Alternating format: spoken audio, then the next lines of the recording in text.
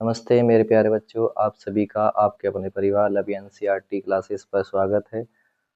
आज हमारी यूट्यूब पर पहली कक्षा है। अगर हमारी ये वीडियो आपको अच्छी लगे तो प्लीज़ लाइक कीजिएगा और चैनल को सब्सक्राइब कीजिएगा, और अच्छी लगे तो प्लीज़ इसके नीचे का प्यारा सा कमेंट कीजिएगा। तो आज हम आपको जो है कक्षा 12 के भौतिक विज्ञान यानी कि फिजिक्स के सिलेबस के बारे में डिस्कस करेंगे कि क्या क्या सिलेबस है, और ये पूरा सिलेबस एनसीईआरटी पर आधारित है। एनसीईआरटी ने इस सिलेबस को 2 खंडों में विभाजित किया गया है, जिसमें से प्रत्येक खंड में अलग अलग यूनिट हैं। हम आपको इस सिलेबस को चैप्टर वाइज बताएंगे और प्रत्येक चैप्टर में थोड़ा थोड़ा इसके बारे में बताएंगे, और फिर इसके बारे में अब नेक्स्ट वीडियो में पूरे हर चैप्टर को डिटेल से पढ़ेंगे, और कौन कौन से वो टॉपिक हैं जो हमारे एग्ज़ाम में 100% आते हैं, हम उनके बारे में भी आपको अगले नेक्स्ट वीडियो में हम आपको बताते रहेंगे। तो अच्छे तरीके से आप सभी तैयारी कीजिएगा और बहुत अच्छे नंबर्स के साथ आप अपने बोर्ड एग्जाम में पास हो जाइएगा। तो चलिएगा, चलते हैं, आपको सिलेबस की ओर लेके चलते हैं। तो चैप्टर वाइज हम समझाएंगे। तो हमारा जो है पहला चैप्टर जो है बच्चों, वो है हमारा वैद्युत आवेश तथा क्षेत्र, यानी कि इलेक्ट्रिक चार्ज एंड फील्ड। तो वैद्युत आवेश, तो इसमें हम बच्चों आवेश के बारे में पढ़ते हैं, और आवेश का जो क्षेत्र होता है उसके बारे में हम पढ़ते हैं। तो इसमें ही हमारा कूलम्ब्स का नियम, वैद्युत क्षेत्र के बारे में यानी विद्युत का क्षेत्र आएगा, क्षेत्र की तीव्रता आएगी। इस तरीके से हमारा जो है इस चैप्टर को हम पढ़ेंगे। इसी प्रकार से हमारा दूसरा चैप्टर है स्थिर वैद्युत विभव तथा धारिता, यानी इसमें हम विभव के बारे में पढ़ेंगे, विभवांतर के बारे में पढ़ेंगे, वोल्टेज के बारे में एक प्रकार से कहें तो, और धारिता के बारे में पढ़ेंगे कि हमारा संधारित्र क्या होता है, और संधारित्र समांतर प्लेट संधारित्र पढ़ेंगे। इस तरीके से हम आपको इस चैप्टर में पढ़ाएंगे। और इसी प्रकार तीसरा चैप्टर है वैद्युत धारा, यानी कि एक प्रकार से करंट इलेक्ट्रिसिटी, यानी जो हमारे घरों में करंट चलता है, जो हमको करंट लग जाता है, तो हम उस करंट के बारे में यहाँ पे इस तीसरे चैप्टर में पढ़ेंगे। तो इसी प्रकार अगला चैप्टर, नेक्स्ट चैप्टर हमारा है गतिमान आवेश तथा चुंबकत्व, यानी जो आवेश होता है वो किस प्रकार से गति करता है, उसको हम पढ़ेंगे। गति के रूप में क्या क्या उसके गुण होते हैं वो पढ़ेंगे, और उसके आगे जो है हम इस चैप्टर में चुंबक के बारे में पढ़ेंगे। यहाँ से अगला चैप्टर है चुंबक एवं द्रव्य। तो यहाँ भी हम चुंबक के बारे में पढ़ेंगे, पृथ्वी का चुंबक क्या होता है उसके बारे में जानेंगे, और द्रव्य के यानी कि पदार्थ के बारे में जानेंगे, पदार्थ कितने प्रकार के होते हैं, चुंबकीय, अनुचुंबकीय, प्रतिचुंबकीय, इन सभी के बारे में हम डिटेल से पढ़ेंगे। इसी प्रकार अगला है वैद्युत चुंबकीय प्रेरण, यानी विद्युत चुंबकीय प्रेरण। इसमें प्रेरण की घटनाएं होती हैं, कौन कौन सी, स्वप्रेरण, अन्योन्य प्रेरण वगैरह के बारे में हम सबको अच्छे से डिटेल से पढ़ेंगे।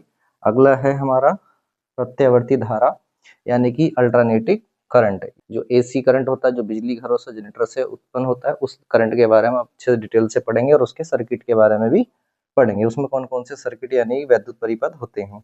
इसी प्रकार अगला चैप्टर है वैद्युत चुंबकीय तरंग, यानी तरंगों के बारे में पढ़ेंगे, और कौन सी विद्युत चुंबकीय तरंगों के बारे में, जिसको चलने के लिए माध्यम की आवश्यकता नहीं होती, ऐसी तरंगों के बारे में पढ़ेंगे, और उस सारी तरंगों के बारे में पढ़ेंगे जो जोन सी हमारी वैद्युत चुंबकीय तरंगे होती है।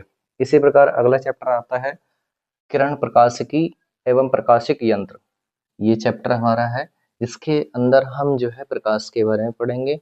प्रकाश के अंदर कौन कौन सी घटनाएं होती हैं, जैसे कि प्रकाश का परावर्तन, अपवर्तन के बारे में अच्छे से जानेंगे। इसके अंदर ही हम सूक्ष्मदर्शी और दूरदर्शी के बारे में भी हम अच्छे से डिटेल से पढ़ेंगे। इसी प्रकार नेक्स्ट चैप्टर हमारा है तरंग प्रकाशिकी, यानी कि वेव ऑप्टिक्स, तरंगों के बारे में। तरंग के अंदर जो प्रकाश होता है उसको भी एक प्रकार की तरंग होता है, उस तरंग के द्वारा कौन कौन सी घटनाएं होती हैं, हमारा विवर्तन, व्यतिकरण वगैरह के बारे में हम इस चैप्टर में पढ़ेंगे। इसी प्रकार से अगला चैप्टर है हमारा विकिरण तथा द्रव्य की द्वैत प्रकृति, यानी विकिरण जो एक प्रकार का रेडिएशन होता है उसके बारे में, और इसका डबल नेचर पढ़ेंगे, यह तरंग और कण के रूप में भी होता है। इसी प्रकार अगला चैप्टर हमारा है परमाणु, यानी कि एटम्स, परमाणु के बारे में पढ़ेंगे। कौन परमाणु क्या होता है, उसमें क्या क्या पाया जाता है, नाभिक, इलेक्ट्रॉन वगैरह के बारे में पढ़ेंगे। इसमें अच्छे डिटेल से हम ऊर्जा स्तर के बारे में पढ़ेंगे, एनर्जी लेवल पढ़ेंगे पूरा, और इसमें कौन कौन से पार्ट्स होते हैं एनर्जी लेवल में, वो सब पढ़ेंगे। इसी प्रकार से अगला चैप्टर हमारा है नाभिक, यानी नाभिक को पढ़ेंगे, नाभिक में क्या क्या पाया जाता है, प्रोटॉन और न्यूट्रॉन के बारे में पढ़ेंगे इस प्रकार से। और लास्ट और अंतिम चैप्टर हमारा 14वां जो चैप्टर है उसका नाम है अर्धचालक इलेक्ट्रॉन, यानी कि एक प्रकार से हम इसमें अर्धचालकों में कौन कौन से पदार्थ होते हैं, और ये कौन कौन सी हमारी युक्तियां बनाता है, और इनके हमारे एक सरल परिपथ के बारे में हम अच्छे से इसमें जानेंगे। यानी कि सेमीकंडक्टर जिनसे हमारी एलईडी बल्ब, टीवी वगैरह इस सभी में जो बनते हैं ये सभी इसके अंदर आते हैं हमारे। इनको हम अर्धचालक बोलते हैं। अर्धचालक जिसकी चालकता चालक और चालकों के बीच में होती है, हम उनको पढ़ते हैं इसमें। ठीक है, तो चलिए।